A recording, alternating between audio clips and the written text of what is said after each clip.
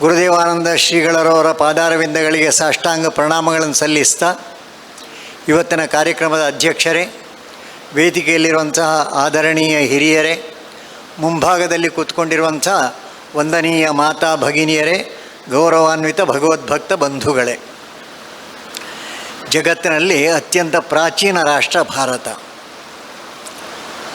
ಜಗದ್ಗುರುವಾಗಿ ಮೆರೆದ ರಾಷ್ಟ್ರ ಭಾರತ. ಇವತ್ತು ಜಗದ್ಗುರು ಆಗಲಿಕ್ಕೆ ಹೋಗಬೇಕಾದ ದಿಕ್ಕಿನಲ್ಲಿ ಹೋಗುತ್ತಾ ಇರುವಂತಹ ಭಾರತ, ನಾಳೆ ಜಗದ್ಗುರು ಆಗತಕ್ಕಂಥ ಭಾರತ. ಹಾಗಾಗಬೇಕು ಅಂತಿದ್ದರೆ ಕೆಲವು ಅಂಶಗಳನ್ನು ನಾವು ಇಂಥ ಸಮಾರಂಭಗಳಲ್ಲಿ, ಬೇರೆ ಬೇರೆ ಕಾರ್ಯಕ್ರಮಗಳಲ್ಲಿ ಕೆಲವು ಸಂಕಲ್ಪಗಳನ್ನು ಮಾಡಬೇಕಾಗ್ತದೆ. ಆ ಸಂಕಲ್ಪ ಮಾಡಲಿಕ್ಕೆ ಒಂದು ಆಧಾರ ಬೇಕು. ಜಗತ್ತಿನಲ್ಲಿ ನಮ್ಮ ದೇಶ ಪ್ರಾಚೀನ ಭಾರತ ಮಾತ್ರ ಅಲ್ಲ, ಎಲ್ಲ ದೃಷ್ಟಿಯಿಂದಲೂ ಅತ್ಯಂತ ಸುಸಂಸ್ಕೃತವಾದಂತಹ ನಡಿಗೆಯನ್ನು ಕಲಿಸಿಕೊಟ್ಟ ದೇಶ. ಹಾಗೆ ಕಲಿಸಬೇಕಾದರೆ ಶಿಕ್ಷಣ ಬೇಕು. ಶಿಕ್ಷಣದಲ್ಲಿ ಒಬ್ಬರು ಹಿರಿಯರು ಒಂದು ಕಡೆ ಒಂದು ಉಲ್ಲೇಖ ಮಾಡಿದರು, 4 ಎಮ್ಗಳು ನಮಗೆ ಶಿಕ್ಷಣ ಕೊಡ್ತಾ ಇದ್ದಾವೆ ಅಂತ. ಅದರಲ್ಲಿ ಇತ್ತೀಚೆಗಿನ ಎಮ್ಗಳಲ್ಲಿ ಒಂದು ಮಾರ್ಕ್ಸಿಸ್ಟ್ ಎಮ್, ಅದರ ಸ್ವಲ್ಪ ಹಿಂದೆ ಮೆಕಾಲೆ, ಅದಕ್ಕಿಂತ ಸ್ವಲ್ಪ ಹಿಂದೆ ಮೊಘಲ್, ಅದಕ್ಕಿಂತ ಹಿಂದೆ ಮಹರ್ಷಿ ಶಿಕ್ಷಣ. ಯಾವ ಶಿಕ್ಷಣ ಬೇಕು ಅಂತ ಅವರವರು ತಗೊಳ್ಳೋದಕ್ಕೆ ಏನೂ ಅಡ್ಡಿ ಇಲ್ಲ. ಯಾವ ಶಿಕ್ಷಣದಿಂದ ಜಗತ್ತಿಗೆ ಹಿತ ಆಗುತ್ತದೆ ಅದನ್ನು ಅಧ್ಯಯನ ಮಾಡಬೇಕಾದರೆ ಈ 4 ಶಿಕ್ಷಣಗಳನ್ನು ಅಧ್ಯಯನ ಮಾಡಬೇಕು. ಅದರಲ್ಲಿ ಮೆಕಾಲೆ ಶಿಕ್ಷಣದ ಬಗ್ಗೆ ಒಂದು ಮಾತು. ಆ ಮೆಕಾಲೆ ಅಂತ ಹೇಳೋ ಒಬ್ಬ ಶ್ರೇಷ್ಠ ವ್ಯಕ್ತಿ ಭಾರತಕ್ಕೆ ಬಂದರು. ಭಾರತದ ಉದ್ದಗಲಕ್ಕೂ ಸುತ್ತಾಡಿದರು. ಸುತ್ತಾಡಿದ ನಂತರ ಅವರೊಂದು ಹೇಳಿಕೆಯನ್ನು ಕೊಟ್ಟರು. ನಮ್ಮ ದೇಶದ ಕಥೆ ಅಲ್ಲಿಂದ ಶುರು ಆಗ್ತದೆ. I have travelled throughout the length and breadth of India and I have not found one person who is a beggar or one who is a chief. ಜಗತ್ತಿನ ಭಾರತದ ಉದ್ದಗಲಕ್ಕೂ ಓಡಾಡಿದ್ದೇನೆ, ಒಬ್ಬನೇ ಒಬ್ಬ ಕಳ್ಳ, ಒಬ್ಬನೇ ಒಬ್ಬ ಭಿಕ್ಷುಕ ನನಗೆ ಸಿಕ್ಕಲಿಲ್ಲ. ಹಾಗಾಗಿ ಈ ಭಾರತವನ್ನು ಆಳಬೇಕು ಅಂತಿದ್ದರೆ ನಾವು ನಮ್ಮ ಶಿಕ್ಷಣ ಪದ್ಧತಿಯನ್ನು ಬದಲಾಯಿಸಬೇಕು. ಬದಲಾಯಿಸಿ ಏನು ಮಾಡಬೇಕು? ಬಿಳಿ ಚರ್ಮದವರು ಏನು ಹೇಳ್ತಾರೋ ಅದು ಅತ್ಯಂತ ಶ್ರೇಷ್ಠ ಅಂತಲೂ, ಈ ದೇಶವರು ಹೇಳಿದ್ದು ಕನಿಷ್ಠ ನಿಕೃಷ್ಟ ಅಂತಲೂ ಮಾಡಿಬಿಡಬೇಕು. ಹಾಗೆ ಮಾಡುವುದರಲ್ಲಿ ಅವರು ಯಶಸ್ವಿಗಳಾದರೂ ಅದರ ಪರಿಣಾಮ ಇವತ್ತಿನ ಅನೇಕ ಗೊಂದಲಗಳಿಗೆ ಕಾರಣ ಆಗಿದೆ. ಅದನ್ನು ಸ್ವಲ್ಪ ವಿಶ್ಲೇಷಣೆ ಮಾಡಬೇಕು. ಜಗತ್ತಿಗೆ ಶಾಂತಿ ಬೇಕು ಅಂತ ಎಲ್ಲರೂ ಬಯಸ್ತಾರೆ, ಆದರೆ ಶಾಂತಿಯನ್ನು ಕೊಟ್ಟಂತಹ ದೇಶ ಭಾರತ. ಯಾಕೆ ಅಂತ ಕೇಳಿದರೆ ನಮ್ಮ ಎಲ್ಲ ಕಲ್ಪನೆಗಳು ಎಲ್ಲರನ್ನು ಒಳಗೊಂಡಂಥದ್ದು. ಸಾಧಾರಣ ಎಲ್ಲರಿಗೂ ಅರ್ಥ ಆಗುವ ಒಂದು ಶ್ಲೋಕ ಉಂಟು, ಸರ್ವೇ ಭವಂತು ಸುಖಿನಃ, ಎಲ್ಲರಿಗೂ ಒಳ್ಳೆಯದಾಗಬೇಕು.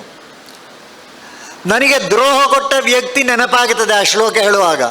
ಹಾಗೆ ನೆನಪಾದರೆ ಸರ್ವೇ ಭವಂತು ಸುಖಿನಃ ಮೈನಸವ ಯಾರು ಹೇಳುವುದಿಲ್ಲ. ಲೋಕಾ ಸಮಸ್ತ ಸುಖಿನೋ ಭವಂತು. ಅಷ್ಟು ಮಾತ್ರ ಅಲ್ಲ, ನೀವು ಏನು ಬೇಕಾದರೂ ಮಾಡಿ, ಆದರೆ ಎತ್ತರಕ್ಕೆ ಹೋಗಲಿಕ್ಕೆ ನಿಶ್ಚಯ ಮಾಡಿ, ಎಲ್ಲರನ್ನೂ ಸ್ವೀಕಾರ ಮಾಡಿ. ಸ್ವೀಕಾರ ಮಾಡೋದು ಬೇರೆ, ಸಹಿಸುವುದು ಬೇರೆ. ಭಾರತ ಎಲ್ಲರನ್ನೂ ಸ್ವೀಕಾರ ಮಾಡಿತು. ಈ ದೇಶಕ್ಕೆ ಯಹೂದಿಗಳು ಬಂದರು, ಅವರಿಗೆ ಜಾಗ, ಆ ಸೈನೆಗಾಗ್ ಇದೆಲ್ಲವನ್ನು ಈ ದೇಶದ ರಾಜರು ಕೊಟ್ಟರು. ಮುಸಲ್ಮಾನರು ಬಂದರು, ಹೆಣ್ಣನ್ನು ಕೊಟ್ಟರು, ಜಾಗವನ್ನು ಕೊಟ್ಟರು. ಪಾರ್ಸಿಗಳು ಬಂದರು, ಪಾರ್ಸಿಗಳು ಬಂದು ನಮಗೆ ಜಾಗ ಬೇಕು ಅಂತ ಹೇಳಿದಾಗ ಒಬ್ಬರು ರಾಜರು ಪ್ರಶ್ನೆ ಕೇಳಿದರು, ನಿಮಗೆ ಜಾಗ ಯಾಕೆ ಅಂತ. ನಾವು ಅಗ್ನಿ ಆರಾಧಕರು, ಅಗ್ನಿಯ ಉಪಾಸನೆಗೆ. ಅದಕ್ಕೆ ರಾಜ ಪ್ರಶ್ನೆ ಕೇಳ್ತಾರಂತೆ, ನೀವು ಹೇಗಿರಬೇಕು ಅಂತಿದ್ದೀರಿ ಇಲ್ಲಿ ಅಂತ. ಆಗ ಅವರು ಕೊಟ್ಟ ಉತ್ತರ, 1 ಲೋಟ ಹಾಲು ತರಿಸಿ. ಹಾಲು ಬಂತು. ಅವರು ತಮ್ಮ ಚೀಲದಿಂದ ಒಂದು ಪೊಟ್ಟಣ ತೆಗೆದರು, ಸಕ್ಕರೆಯ ಪೊಟ್ಟಣ. ಆ ಸಕ್ಕರೆಯನ್ನು ಈ ಹಾಲಿಗೆ ಹಾಕಿ ಹಾಲಿನಲ್ಲಿ ಸಕ್ಕರೆಯನ್ನು ಕದಡಿಸಿ ಹೇಳಿದರು, ನಾವು ಹೀಗೆ ಜೀವನ ಮಾಡಬೇಕು ಅಂತಿದ್ದೇವೆ ಅಂತ.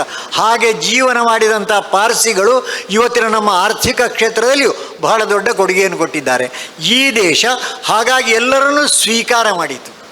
ಆ ಸ್ವೀಕಾರ ಮಾಡುವುದರ ಜೊತೆಗೆ ನಮ್ಮ ಅನೇಕ ಗುಣಗಳ ಸಂವರ್ಧನೆ ಆಗಬೇಕು. ಸಂವರ್ಧನೆ ಆಗಬೇಕಾದರೆ ಅದಕ್ಕೆ 4 ಕೇಂದ್ರಗಳು. ಮೊದಲನೆಯದು ನಮ್ಮ ಮನೆ. ನಮ್ಮ ಮನೆ ಇವತ್ತು ಹೇಗಿದೆ? ಚಿಂತನೆಯ ವಿಷಯ, ಚಿಂತೆಯ ವಿಷಯ ಅಲ್ಲ, ಚಿಂತನೆಯ ವಿಷಯ. ಎರಡನೆಯದು ನಮ್ಮ ಶಾಲೆಗಳು. ಮೂರನೆಯದು ನಮ್ಮ ದೇವಸ್ಥಾನಗಳು. ದೇವಸ್ಥಾನಗಳು ಅಂತ ಹೇಳಿದಾಗ ಪಕ್ಕದಲ್ಲಿ ಒಂದು ನಾವೂರು ಗೋಪಾಲಕೃಷ್ಣ ದೇವಸ್ಥಾನ ಇದೆ, ಇಲ್ಲಿ ಜನಾರ್ದನ ದೇವಸ್ಥಾನ ಇದೆ, ಪಕ್ಕದಲ್ಲಿ ಸೂರ್ಯ ದೇವಸ್ಥಾನ ಇದೆ. ಇಲ್ಲಿನ ಈ ಕಾರ್ಯಕ್ರಮದ ಈ ವ್ಯವಸ್ಥೆಯೇ ಒಂದು ಅದ್ಭುತವಾದಂಥ ವ್ಯವಸ್ಥೆ. ಬಂದವರಿಗೆ ದೃಷ್ಟಿ ಕೊಡುವಂಥದ್ದು, ಮಾಡುವುದಿದ್ದರೆ ಕಾರ್ಯಕ್ರಮ ಹೀಗೆ ಮಾಡಬೇಕು ಅಂತ ಹೇಳುವಂಥದ್ದು. ಇಂತಹ ಬಂದ ಭಗವದ್ಭಕ್ತರಿಗೆ ದೃಷ್ಟಿ ಕೊಡುವಂಥ ದೇವಾಲಯಗಳು ಬೇಕು. ಹಾಗೆ ನಮ್ಮ ಸಮಾಜ ಪ್ರಾರಂಭ ನಮ್ಮ ಮನೆಯಿಂದ. ನಮ್ಮ ಮನೆ ಹೇಗಿದೆ? ನಮ್ಮ ಮನೆಗಳಲ್ಲಿ ಭಜನೆಗಳು ನಡೀತಾ ಇತ್ತು. ಇವತ್ತು ಭಜನೆಗಳು ನಡೀತದ? ನಡೀಬೇಕು ಅಂತ ಸನ್ಮಾನ್ಯ ಶಶಿಧರ್ ಶೆಟ್ಟರ್ ಆಗಿರುವವರು ಅಲ್ಲಿ ನಾವೂರಿನ ಎಲ್ಲ ಮನೆಗಳಿಗೆ ತಾಳ ಕೊಟ್ಟು ಕಳಿಸಿದರು. ಆ ತಾಳ ತಗೊಂಡು ಭಜನೆಗಳು ನಡೀಲಿಕ್ಕೆ ಪ್ರಾರಂಭ ಆಯಿತು. ಅದರ ಪರಿಣಾಮವೂ ಒಳ್ಳೆಯದಾಯಿತು. ಒಳ್ಳೆಯದಾಯಿತಂದರೆ ಅಲ್ಲಿಂದ ಅಲ್ಲಿ ಒಂದು ಇತ್ತೀಚೆಗೆ ಒಂದು ದೊಡ್ಡ ಕಾರ್ಯಕ್ರಮ ಆಯಿತು, ವಿಷ್ಣು ಸಹಸ್ರನಾಮದ ಸಾಮೂಹಿಕ ಪಠಣ. ಆ ವಿಷ್ಣು ಸಹಸ್ರನಾಮ ಸಾಮೂಹಿಕ ಪಠಣದಲ್ಲಿ ತುಂಬ ಆನಂದ ಆದಂಥ ಭಾಗ ಯಾವುದಂದರೆ ಸಮಾಜದ ಎಲ್ಲರೂ ಭಾಗವಹಿಸಿದರು. ಈ ದೇಶದಲ್ಲಿ ಜಾತಿ ಇತ್ತು, ಆದರೆ ಜಾತಿಯ ಕಾರಣಕ್ಕೋಸ್ಕರ ತರತಮಗಳು, ಉಚ್ಚ ನೀಚ, ಸ್ಪೃಶ್ಯ ಅಸ್ಪೃಶ್ಯ ಇರಲಿಲ್ಲ. ಆದರೆ ನಮ್ಮ ಮಹರ್ಷಿ ಶಿಕ್ಷಣ ಅಂತ ನಾವು ಯಾವುದು ಹೇಳ್ತೇವೆ ಅದು ಮರೆತದ್ದರಿಂದ ಈ ಉಚ್ಚ ನೀಚ ಸ್ಪೃಶ್ಯ ಅಸ್ಪೃಶ್ಯ ಎಲ್ಲ ಶುರುವಾಯಿತು. ಸಣ್ಣ ಉದಾಹರಣೆ, ಇವತ್ತು ಪಕ್ಕನೆ ಕೇಳಿದರೆ ಎಲ್ಲರೂ ಹೇಳುವುದು ಬ್ರಾಹ್ಮಣರು ಶ್ರೇಷ್ಠರು ಅಂತ. ಒಂದು ಸತ್ಯ ಅಲ್ಲ ಅದು. ಯಾಕೆ ಸತ್ಯ ಅಲ್ಲ ಅಂದರೆ ರಾವಣ ಅತ್ಯಂತ ಶ್ರೇಷ್ಠ ಬ್ರಾಹ್ಮಣ, ವಿದ್ವತ್ತಿನ ಜೊತೆಗೆ ಅವನ ಹತ್ರ ಬಹಳ ದೊಡ್ಡದಿದ್ದದ್ದು ಸಂಪತ್ತು, ಅಧಿಕಾರ ಎಲ್ಲವೂ ಇತ್ತು. ಆದರೆ ಯಾರ್ದಾದ್ರೂ ಮನೆಯಲ್ಲಿ ರಾವಣನ ಫೋಟೋ ಇದೆಯಾ? ರಾವಣನ ಚಿತ್ರ ಇಟ್ಟು ಪೂಜೆ ಮಾಡ್ತೇವೆ ನಾವು. ಅದೇ ರಾಮ ಕ್ಷತ್ರಿಯ, ಎಲ್ಲರ ಹೃದಯದಲ್ಲೇ ಕೂತ್ಕೊಂಡಿದ್ದಾನಲ್ಲ. ಅರ್ಥ ಇಷ್ಟೇ, ಬ್ರಾಹ್ಮಣ ಮೇಲೆ ಕ್ಷತ್ರಿಯ ಕೆಳಗೆ ಅಲ್ಲ, ಮೇಲೆ ಕೆಳಗೆ ಇರುವುದು ಗುಣಾಹ ಪೂಜಾಸ್ಥಾನಂ. ಅದನ್ನು ತಿಳಿಸುವಂಥ ಅನೇಕ ಉದಾಹರಣೆಗಳಿದೆ. ರಾಮ ನದಿ ದಾಟುವಾಗ ಗುಹ ಸಹಾಯ ಮಾಡಿದ. ಆ ಗುಹನ ಹತ್ರ ರಾಮ ಹೇಳ್ತಾನಂತೆ, ನಿನಗೆ ಕೊಡಲಿಕ್ಕೆ ನನ್ನ ಹತ್ರ ಏನೂ ಇಲ್ಲ, ನಿನ್ನನ್ನು ಪ್ರೀತಿಯಿಂದ ಅಪ್ಪಿಕೊಳ್ಳುತ್ತೇನೆ ಅಂತ. ರಾಮ ಗುಹನನ್ನು ಅಪ್ಪಿಕೊಂಡಾಗ ಸ್ಪೃಶ್ಯ ಅಸ್ಪೃಶ್ಯ ಈ ಭಾವ ಬರಲಿಲ್ಲ. ರವಿದಾಸ್ ಅಂತ ಒಬ್ಬ ಇದ್ದು, ಸಂತ ಮೀರಾಬಾಯಿಯ ಗುರು. ಆ ರವಿದಾಸ ಯಾರು ಅಂತ ಕೇಳಿದರೆ ಒಬ್ಬ ಎಷ್ಟಿತ್ತು ಅಂದರೆ ಪವಾಡ ಪುರುಷನಾಗಿ ಬಿಟ್ಟ. ಹಾಗಾಗಿ ಈ ದೇಶದಲ್ಲಿ ಜಾತಿಗೆ ಮಾನ್ಯತೆ ಅಲ್ಲ, ಆ ಜಾತಿಯನ್ನು ದಾಟಿ ಯಾರು ಗುಣದಲ್ಲಿ ಮುಂದೆ ಬರ್ತಾರೆ ಅವರಿಗೆ ಮಾನ್ಯತೆ. ಅಂತಹ ಮಾನ್ಯತೆ ಬರಬೇಕು ಅಂತಿದ್ದರೆ ನಮ್ಮ ಮನೆಗಳಲ್ಲಿಯೂ ಆ ಸಾಮರಸ್ಯ ಬರಬೇಕು, ಆ ಸಂಕಲ್ಪ ಆಗಬೇಕು. ಇಂಥ ಕಾರ್ಯಕ್ರಮಗಳು ಆಗಿ ಮಾಡಬೇಕಾದ್ದು ನಮ್ಮಲ್ಲಿ ಕೆಲವು ಸದ್ಭಾವನೆಗಳನ್ನು ಸಂಕಲ್ಪ ರೂಪದಲ್ಲಿ ಅನುಷ್ಠಾನಕ್ಕೆ ಬರುವ ಹಾಗೆ ಮಾಡಬೇಕು. ಸಾಮರಸ್ಯಕ್ಕೆ ಒಳ್ಳೆಯ ಉದಾಹರಣೆ ಅಂದರೆ ನಾವೂರು ಸಾಕು. ಅಲ್ಲಿ ಸುಮಾರು 2000 ಜನ 5 ಸರ್ತಿ ವಿಷ್ಣು ಸಹಸ್ರನಾಮವನ್ನು ಪಠನ ಮಾಡಿದರು. ಹಾಗೆ ಪಠನ ಮಾಡುವಾಗ ಕೂತುಕೊಂಡ ಜನರಲ್ಲಿ ಜಾತಿ ಪ್ರಶ್ನೆ ಇರಲಿಲ್ಲ, ಎಲ್ಲರೂ ಪಠನ ಮಾಡಿದರು. ಸಾಮರಸ್ಯದ ಒಂದು ದೊಡ್ಡ ಶ್ರೇಷ್ಠ ಸಂಕೇತ ಅದು. ಆ ಸಾಮರಸ್ಯದ ಜೊತೆಗೆ ಐಕಮತ್ಯ ಬರಬೇಕು. ಅದಕ್ಕೋಸ್ಕರ ಕಲ್ಪನೆಗಳಿದೆ. ಅಲ್ಲಿ ಮನೆ ಮನೆಗೆ ಶಂಖ ಮುಟ್ಟಬೇಕು. ಶಂಖದಿಂದ ಏನಾಗುತ್ತದೆ? ಶಂಖದ ಉದ್ಘೋಷ ಎಲ್ಲಿವರೆಗೆ ಮುಟ್ಟುತ್ತದೋ ಅಲ್ಲಿನ ಎಲ್ಲ ದೋಷಗಳು ದೂರ ಆಗುತ್ತದೆ ಅಂತ ನಮ್ಮ ನಂಬಿಕೆ. ಹಾಗಾಗಿ ದಿನದಲ್ಲಿ 2 ಸರ್ತಿ, ಸೂರ್ಯೋದಯದ ಸಮಯದಲ್ಲಿ, ಸೂರ್ಯಾಸ್ತಮಾನ ಸಮಯದಲ್ಲಿ ಶಂಖೋದ್ಘೋಷ ಆಗಬೇಕು. ಅವರು ನಿಶ್ಚಯ ಮಾಡಿದ್ದಾರೆ ಮನೆ ಮನೆಗೆ ಶಂಖ ಕೊಡಬೇಕು ಅಂತ. ಅದರ ಜೊತೆಗೆ ಇನ್ನೂ ಕೆಲವರು ನಿಶ್ಚಯ ಮಾಡಿದ್ದಾರೆ ಭಗವದ್ಗೀತೆ ಮನೆಗೆ ಮುಟ್ಟಬೇಕು ಅಂತ. ನಮ್ಮ ದೇಶದಲ್ಲಿ 2 ಗ್ರಂಥಗಳು ಎಲ್ಲರ ಮನೆಯಲ್ಲಿಯೂ ಇರತಕ್ಕದ್ದು. ಆ ಇಡುವಂಥ ಸಂಕಲ್ಪ ಆಗಬೇಕಷ್ಟೇ. ಇಲ್ಲದೇ ಇದ್ದರೆ ನಿಕಟ ಭವಿಷ್ಯದಲ್ಲಿ ತಂದು ಜೋಡಿಸಬೇಕು. ಮುಂದಿನ ಚೈತ್ರ ಶುದ್ಧ ಪಾಡ್ಯದಿಂದ 9 ದಿವಸ ಶ್ರೀರಾಮಚಂದ್ರನ ಸ್ಮರಣೆ ಆಗುತ್ತದೆ, ಶ್ರೀರಾಮನವಮಿಯವರೆಗೆ. ನಮ್ಮ ಮನೆಗಳಲ್ಲಿ ರಾಮಾಯಣದ ಪುಸ್ತಕ ಇಲ್ಲ ಇದ್ದರೆ ತಂದು ಇಡಬೇಕು.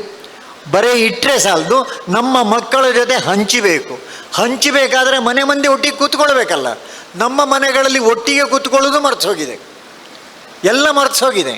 ಅದಕ್ಕೋಸ್ಕರ ಒಂದು ಸಂಕಲ್ಪ ಮಾಡಬೇಕು. ಮೊನ್ನೆ ನಮ್ಮ ಕುಟುಂಬಗಳಲ್ಲಿ ವಾರದಲ್ಲಿ ಒಂದು ದಿವಸ ಆದರೂ ಒಂದು 15 ನಿಮಿಷ ಮನೆ ಮಂದಿ ಎಲ್ಲ ಒಟ್ಟಿಗೆ ಕೂತ್ಕೊಂಡು ಒಂದು 3 ಓಂಕಾರ, ಒಂದು 2 ಭಜನೆ, ಮತ್ತೊಂದು 5-10 ನಿಮಿಷ ರಾಮಾಯಣ ಮಹಾಭಾರತದ ಭಗವದ್ಗೀತೆ ಇದರ ಬಗ್ಗೆ ಸ್ವಲ್ಪ ಸಂವಾದ ಮಾಡುವಾಗ ಎಂಥ ಭಾವನೆಗಳು ಅರಳುತ್ತದೆ. ಒಂದು ಸರ್ತಿ ಹಿರಿಯ ಪೇಜಾವರ ಶ್ರೀಗಳು ತಾಯಂದಿರ ಸಭೆಯಲ್ಲಿ ಹೇಳಿದರು, ನೀವೆಲ್ಲರೂ ಕೈಕೇಯಿಗಳಾಗಬೇಕು ಅಂತ. ತಾಯಂದರಿಗೆ ಗಾಬರಿ ಆಯಿತು. ವಿಶ್ವೇಶತೀರ್ಥ ಶ್ರೀಪಾದಂಗಳವರು ಮತ್ತೆ ಹೇಳಿದರು, ನೀವೆಲ್ಲರೂ ಕೈಕೇಯಿಗಳಾಗಬೇಕು ನನ್ನ ಆಸೆ ಅಂತ. ಹೆಣ್ಣು ಮಕ್ಕಳಿಗೆ ಬೇಸರ ಆಯಿತು.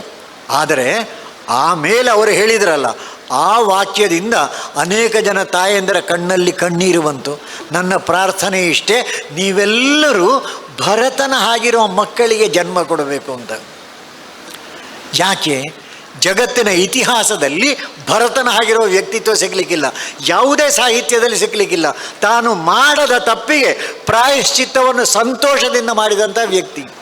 ಅಂತಹ ಭರತನ ಕಥೆ ನಮ್ಮ ಮಕ್ಕಳಿಗೆ ಬೇಡ. 3 ಗುಣಗಳನ್ನು ಉಲ್ಲೇಖ ಮಾಡ್ತೇವೆ, ಸತ್ವ ರಜ ತಮ. ಆ 3 ಗುಣಗಳು ಒಂದೇ ಮನೆಯಲ್ಲಿ ನಮಗೆ ಕಾಣಲಿಕ್ಕೆ ಸಿಗ್ತದೆ. ದಶರಥನ ಪತ್ನಿಯರ ರೂಪದಲ್ಲಿ ಸಿಗ್ತಾರೆ. ಕೌಸಲ್ಯ ಸ್ವಲ್ಪ ರಾಜಸ ಪ್ರವೃತ್ತಿ, ರಾಮನಿಗೆ ಪಟ್ಟಾಭಿಷೇಕ ಅಂತ ಹೇಳುವಾಗ ಹಾರಿದ್ಲು, ಮರುದಿವಸ ಕಾಡು ಅಂತ ಹೇಳುವಾಗ ಸಿಟ್ಟು ಮಾಡಿದ್ಲು, ರಾಜಸ ಸ್ವಭಾವ. ಆದರೆ ರಾಮ ಯಾವುದಕ್ಕೂ ಬಗ್ಗಲಿಲ್ಲ, ನೀತಿ ಮುಖ್ಯ ಅಂಥೇಳಿ ಕಾಡಿಗೆ ಹೊರಟ.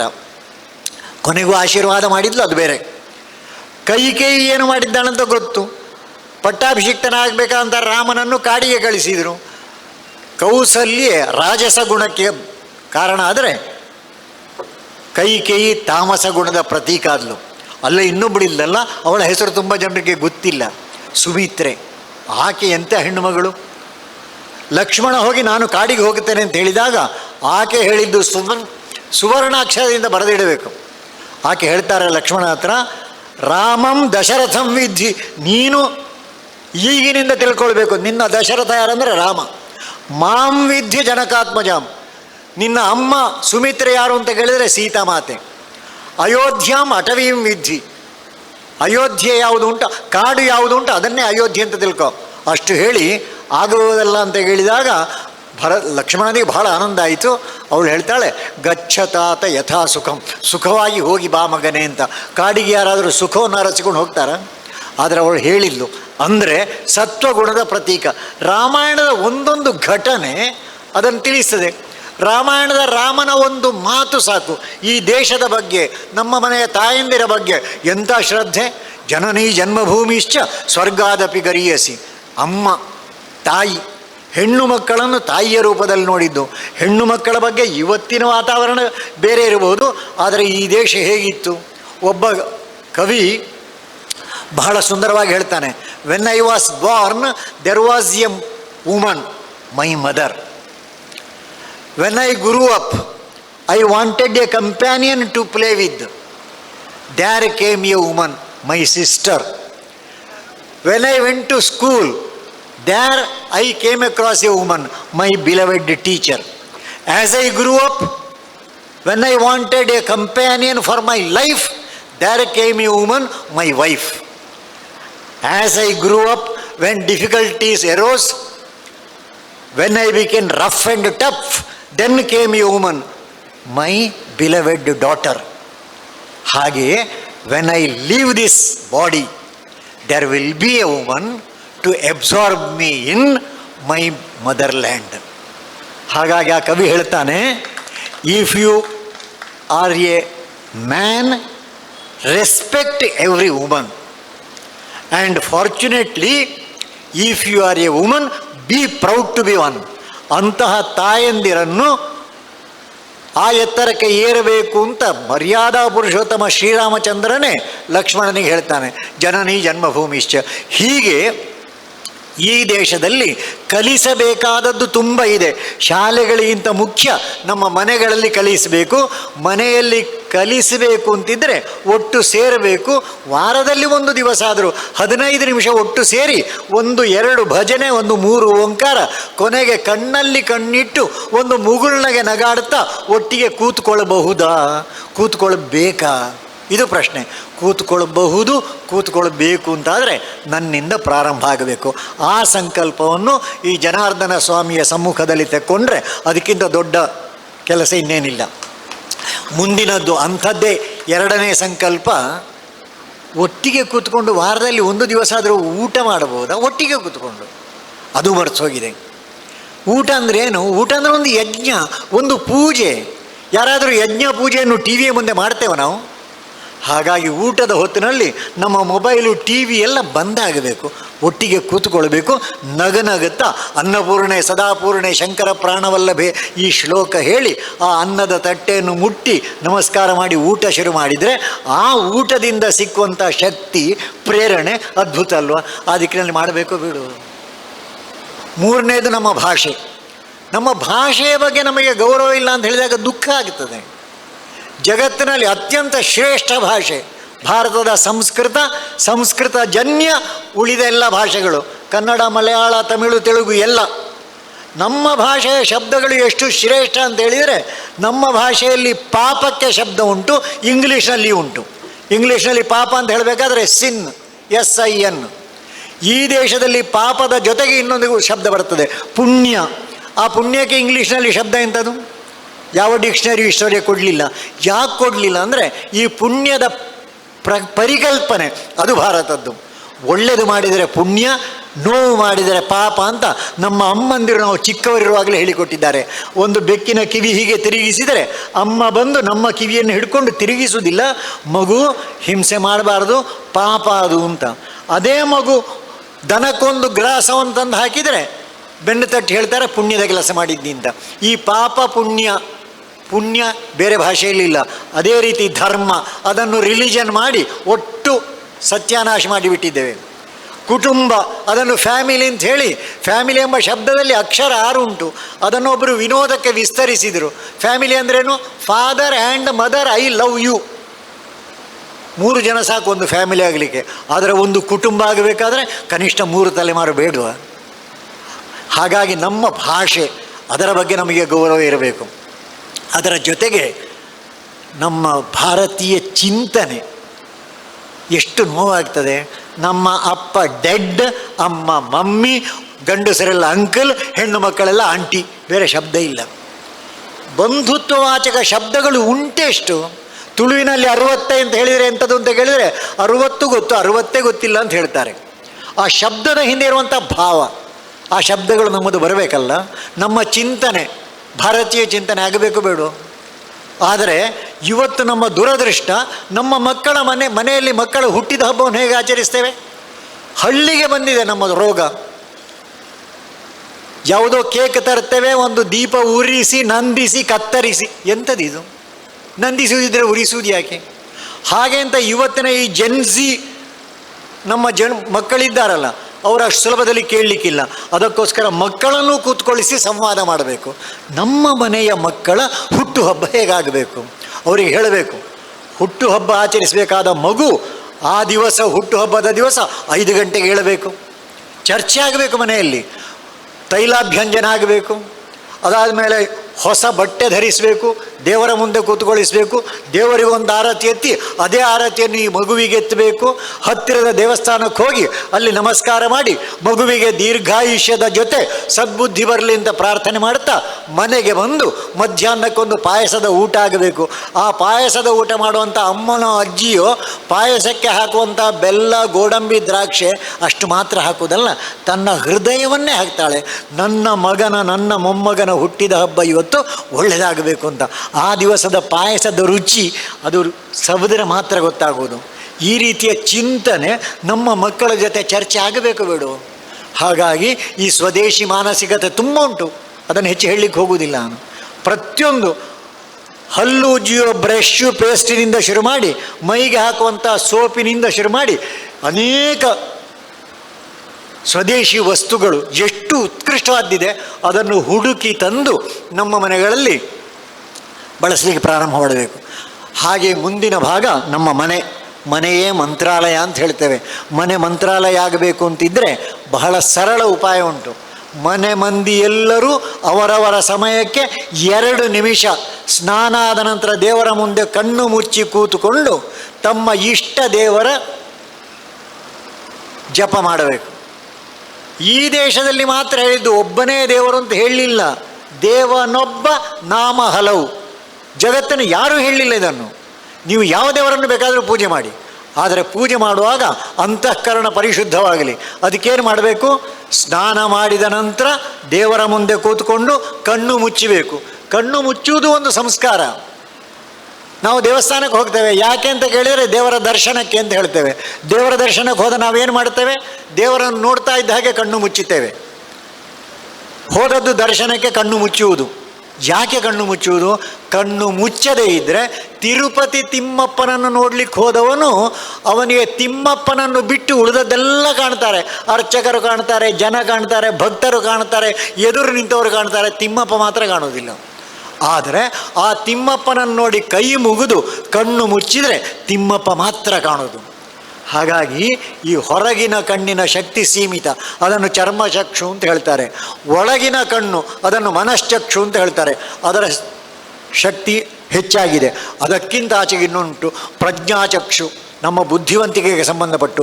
ಅದಕ್ಕಿಂತಲೂ ಆಚೆಗೆ ಇನ್ನೊಂದುಂಟು, ಅದರ ಹೆಸರು ದಿವ್ಯ ಚಕ್ಷು ಅಂತ. ನಾವು ಧ್ಯಾನಕ್ಕೆ ಕೂತ್ಕೊಂಡಾಗ ಅನೇಕ ನಮಗೆ ಹೊಳೀತದಲ್ಲ, ಆ ಹೊಳೆದದ್ದು ನಾವು ಹೇಳುವುದಲ್ಲ, ನಮಗೆ ಕಂಡದ್ದು. ಆ ಕಂಡದ್ದನ್ನು ಸಮಾಜಕ್ಕೆ ತಿಳಿಸಬೇಕು. ಅಂತಹ 4 ಕಣ್ಣಿರುವ ಜನ ನಾವು. ಅದಕ್ಕೋಸ್ಕರ ಮನೆಯೇ ಮಂತ್ರಾಲಯ ಆಗಬೇಕಾದ್ರೆ ದೇವರ ಮುಂದೆ ಕೂತ್ಕೊಂಡು ನಮ್ಮ ಜಪ. ನಾನು ಈಶ್ವರನ ಭಕ್ತನಾದರೆ ಓಂ ನಮಃ ಶಿವಾಯ, ಜನಾರ್ದನ ಭಕ್ತನಾದರೆ ಓಂ ನಮೋ ನಾರಾಯಣಾಯ, ಯಾವುದು ಅದೀತು. ಗಣಪತಿಯ ಭಕ್ತನಾದರೆ ಓಂ ಗಂಗಣಪತಯ್ಯನು. ಯಾವ ಮಂತ್ರದಲ್ಲಿಯೂ ಒತ್ತಕ್ಷರ ಸಹ ಇಲ್ಲ. ಅಂತಹ ಮಂತ್ರವನ್ನು 108 ಸರ್ತಿ ಮನೆ ಮಂದಿ ಎಲ್ಲರೂ ಪ್ರತಿನಿತ್ಯ ಜಪಿಸಿದರೆ 2 ನಿಮಿಷ ಸಾಕು. ಜಪಿಸಿದರೆ ನನ್ನ ಮನೆ ಮಂತ್ರಾಲಯ ಆಗ್ತದೆ. ನನ್ನ ಮನೆ ದೇವಾಲಯ ಮಾತ್ರ ಆದರೆ ಸಾಲದು, ನನ್ನ ಮನೆ ವಿದ್ಯಾಲಯವೂ ಆಗಬೇಕು. ಮೊನ್ನೊಬ್ಬರು ಒಂದು ಕಾರ್ಯಕ್ರಮಕ್ಕೆ ಹೋಗಿದ್ದರು ಒಬ್ಬರ ಮನೆಗೆ. ಮನೆಯಲ್ಲಿ ಯಾರೂ ಇರಲಿಲ್ಲ. ಆ ಮನೆಯ ಹೊರಗೆ ಚಪ್ಪಲಿಗಳನ್ನು ಸಾಲಾಗಿ ಇಟ್ಟಿದ್ದರು. ಅವರು ವಾಪಸ್ ಬಂದ ನಂತರ ಹೇಳ್ತಾರೆ, ಇಲ್ಲ, ಚಪ್ಪಲಿಗಳನ್ನು ಎಲ್ಲೆಲ್ಲಿ ಬಿಸಾಡೋದಕ್ಕಿಂತ ಹೀಗೆ ಸಾಲಾಗಿಟ್ಟರೆ ಅದರಿಂದ ಮನಸ್ಸಿಗೊಂದು ಆನಂದ ಆಗ್ತದೆ. ಆ ಮನೆಗೆ ಹೋದದ್ದರಿಂದ ನನಗೆ ಅದು ಸಿಕ್ಕಿತು ಅಂತ ಹೇಳಿದರು. ಇನ್ನೊಬ್ಬರೊಂದು ಮನೆಗೆ ಹೋಗಿದ್ದರು, ಅತ್ಯಂತ ಸುಂದರವಾಗಿ ರಂಗವಲ್ಲಿ ಹಾಕಿದ್ರು. ಅವರು ಬರ್ತಾ ಇಷ್ಟು ಆನಂದದಿಂದ ಹೇಳಿದರು, ನಮ್ಮ ಮನೆಯಲ್ಲಿ ಒಂದು ರಂಗೋಲಿ ಬೆಳಗ್ಗೆ ಹಾಕಬೇಕು, ಎಷ್ಟು ಸುಂದರ. ಅಂತಹ ಮನೆಗಳು ವಿದ್ಯಾಲಯಗಳು. ಮನೆ ದೇವಾಲಯ ಆಗಬೇಕು, ಮನೆ ವಿದ್ಯಾಲಯ ಆಗಬೇಕು. ಅಷ್ಟಾದರೆ ಸಾಲದು, ಮನೆ ಆದರಾಲಯವೂ ಆಗಬೇಕು. ಒಬ್ಬ ಕಾರ್ಯಕರ್ತ ಬಹಳ ಬಾಷ್ಪ ತುಂಬಿತನಾಗಿ ಹೇಳಿದ, ನಾನೊಂದು ಮನೆಗೆ ಹೋಗಿದ್ದೆ, ಹೋದಾಗ ಆ ಮನೆಯಲ್ಲಿ ಯಾರು ಇರಲಿಲ್ಲ, ಒಂದು ಹೆಣ್ಣು ಮಗಳು ಮಾತ್ರ 4-5ನೇ ಕ್ಲಾಸ್ನವಳು ಇದ್ದದ್ದು. ನನ್ನನ್ನು ನೋಡಿದ ಕೂಡಲೇ ದೊಡ್ಡ ತಂಬಿಗೆಯಲ್ಲಿ ನೀರು ತಂದು ಹೊರಗಿಟ್ಲು. ಯಾಕೆ ಅಂತ ಕೇಳೋದಕ್ಕಿಂತ ಮುಂಚೆ ಅವಳೇ ಹೇಳಿದ್ಲು, ಕೈಕಾಲು ಮುಖ ತೊಳೆದು ಒಳಗೆ ಬಾ ಅಂತ. ಒಳಗೆ ನಾನು ಹೋಗಬೇಕಾದ್ರೆ ಚಾಪೆ ಹಾಸಿ ಇಟ್ಟಿತ್ತು. ಎದುರಿನಲ್ಲಿ ನೀರು, ಬೆಲ್ಲ, ಲೋಟ ಅಷ್ಟಿಟ್ಟಿದ್ಲು. ಬಾಯಾರಿಕೆ ತಗೊಳ್ಳಿ ಅಂತ ಹೇಳಿದ್ಲು. ಅದಾದಮೇಲೆ ಹೇಳಿದ್ಲು, ಮನೆಯಲ್ಲಿ ಅಪ್ಪ ಅಮ್ಮ ಇಲ್ಲ, 12 ಗಂಟೆಗೆ ಬರ್ತಾರೆ, ಸಮಯ ಇದ್ದರೆ ಉಳ್ಕೊಳ್ಳಿ, ಇಲ್ಲದಿದ್ದರೆ ನೀವು ಬಂದದ್ದು ಯಾಕೆ ಅಂತ ಕೇಳಿದರೆ ನಾನು ಮನೆಯಲ್ಲಿ ಅಪ್ಪ ಅಮ್ಮನಿಗೆ ತಿಳಿಸ್ತೇನೆ ಅಂತ. ಇವರು ಹೇಳಿದರು, ನಾನು ಬಂದದ್ದು ಒಂದು ಆಮಂತ್ರಣ ಕೊಡಲಿಕ್ಕೆ, ನನಗೇ ಒಂದು ದೊಡ್ಡ ದೃಷ್ಟಿ ಸಿಕ್ಕಿತಮ್ಮ, ಈ ಆಮಂತ್ರಣವನ್ನು ಅಪ್ಪ ಅಮ್ಮನ ಹತ್ರ ಕೊಟ್ಟು ಹೇಳು, ನಿಮ್ಮ ಮನೆ ಸಾರ್ಥಕ ಆಯಿತು ಅಂತ. ಮನೆ ಆದರಾಲಯ. ನನ್ನ ಮನೆ ದೇವಾಲಯ ಆಗಬೇಕು, ವಿದ್ಯಾಲಯ ಆಗಬೇಕು, ಆದರಾಲಯ ಆಗಬೇಕು. ಈ ರೀತಿ ಆಗಬೇಕು ಅಂತಿದ್ದರೆ ನಮ್ಮಲ್ಲಿ ಸಂಕಲ್ಪ ಮಾಡಬೇಕು. ಅದು ನನ್ನ ಮನೆಯಿಂದ ಶುರು ಆಗಬೇಕು. ಹಾಗೆ ಸಾಮರಸ್ಯ ನಾನು ಆಗಲೇ ಹೇಳಿದೆ. ಇನ್ನೊಂದು ನಮ್ಮ ಪರಿಸರ ನಾಶ ಆಗ್ತಾ ಇದೆ.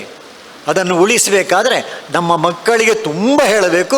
ಕೊನೆ ಪಕ್ಷ ಪ್ರತಿ ವರ್ಷ ಒಂದು ಗಿಡವನ್ನು ನೆಟ್ಟು ಅದನ್ನು ನೀನು ಪೂಜೆ ಮಾಡಬೇಕು, ಪೋಷಣೆ ಮಾಡಬೇಕು. ಅಷ್ಟು ಹೇಳಬಹುದಾ? ಹೇಳಬೇಕು.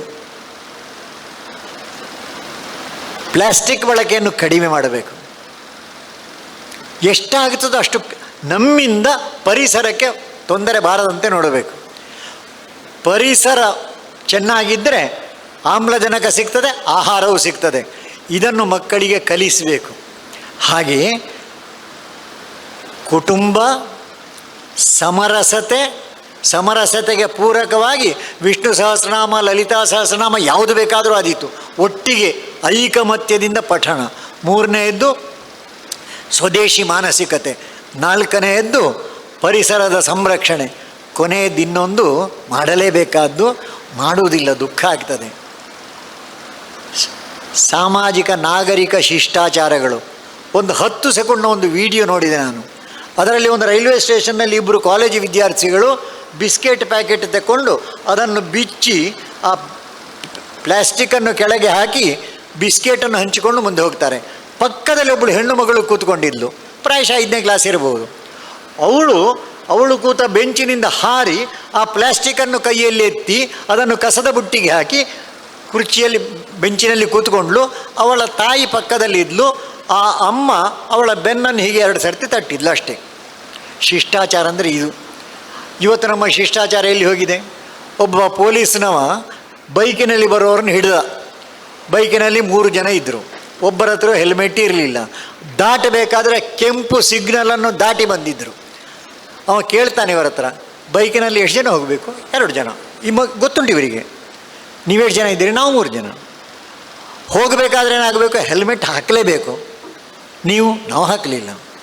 ಆಮೇಲೆ ದಾಟಬೇಕಾದ್ರೆ ರೆಡ್ ಸಿಗ್ನಲ್ ಇದ್ದರೆ ದಾಟಬಾರದು. ನೀವು ದಾಟಿದ್ದೀರಿ, ಯಾಕೆ ಅಂತ ಕೇಳಿದ್ದಕ್ಕೆ ಅವರು ಕೊಟ್ಟ ಉತ್ತರ, ಅಲ್ಲಿ ನೀನು ಇರಲಿಲ್ಲ, ಅದಕ್ಕೋಸ್ಕರ ದಾಟಿದ್ದು. ಇದು ಶಿಷ್ಟಾಚಾರ ಅಲ್ಲ.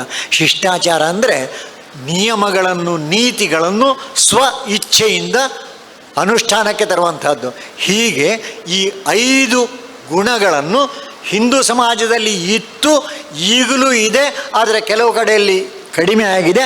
ಆ ಕಡಿಮೆ ಆದದ್ದನ್ನು ಭರ್ತಿ ಮಾಡಲಿಕ್ಕೆ ಬೇಕಾದಂಥ ಒಂದು ಸಂಕಲ್ಪ ಇಂಥ ಕಾರ್ಯಕ್ರಮಗಳಲ್ಲಿ ಭಗವಂತನ ಸಾನ್ನಿಧ್ಯದಲ್ಲಿ ನಾವು ಮಾಡಿದರೆ ಅದರಿಂದ ತತ್ಪರಿಣಾಮವಾಗಿ ನನ್ನ ಮನೆ, ನನ್ನ ಪರಿಸರ, ನನ್ನ ಸಮಾಜ ಒಳ್ಳೆಯದಾಗ್ತದೆ. ಆ ಒಳ್ಳೆಯದಾಗಲಿಕ್ಕೆ ನಮ್ಮ ಕಡೆಯಿಂದ ಪ್ರಯತ್ನ ಇರಲಿ ಅಂತ ಪ್ರಾರ್ಥಿಸ್ತಾ, ಒಬ್ಬ ಕವಿ ಹೇಳಿದ ಒಂದು ಮಾತನ್ನು ಹೇಳಿ ನಾನು ಮುಗಿಸಿಬಿಡ್ತೇನೆ. 3 ಸಾಗರ 100 ಮಂದಿರ ದೈವ ಸಾಸಿರವಿದ್ದರೆ, ಗಂಗೆ ಇದ್ದರೆ, ಸಿಂಧುವಿದ್ದರೆ, ಗಿರಿ ಹಿಮಾಲಯವಿದ್ದರೆ, ವೇದವಿದ್ದರೆ, ಶಾಸ್ತ್ರವಿದ್ದರೆ, ಘನ ಪರಂಪರೆ ಇದ್ದರೆ ಏನು ಸಾರ್ಥಕ?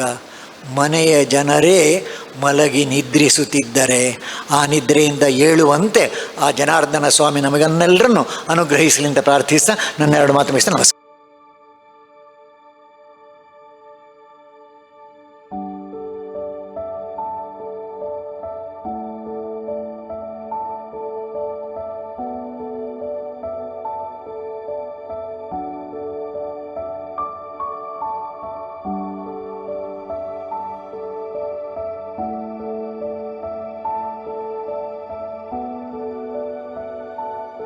ನನ್ನ ಹೆಸರು ನವೀನ್ ಅಂತ.